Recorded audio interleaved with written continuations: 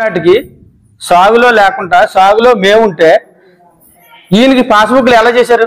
అసలు సాగులో లేకుండా పాస్బుక్లు ఇచ్చే చట్టాలు ఏమైనా కొత్త చట్టాలు ఏమైనా వచ్చాయా? లేకపోతే ఈ రాజుగారు ఏమైనా కొత్త చట్టాలు ఏమైనా సృష్టించి ఎంఆర్ ఆఫీసర్ గారు ఏమైనా ఇచ్చారా? మన ప్రెస్ మీట్ లో ఏం చెప్తున్నాడు, ఇక్కడ తంగేడు రాజులు ఇచ్చారంటున్నాడు. రేపు ఆయన రాజే కదా, రేపు పొద్దున మా తాత మా ముత్తాత ఇచ్చాడంటాడు. ఇక్కడ ఏంటండి వాళ్ళ తాత ముత్తాత ఇచ్చానంటాడు. ఇక్కడ రాజు అనుకున్నవాడు అలా భూములు ఇచ్చుకుంటా పోతున్నాడా? అసలు సాగులే లేకుండా భూమి ఎలా కొంటారు? మరి ఈ రెవెన్యూ వ్యవస్థ ఏం చేస్తుంది?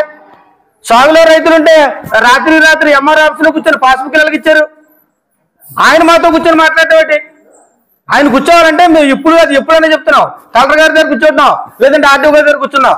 రండి, మా రికార్డు నిజమో మీ రికార్డు నిజమో అబద్ధం నిజాలు తెలుసుకున్నాం అంతే తప్ప ఎక్కడో నువ్వు పార్కులంటే కూర్చొని లేదంటే రాజు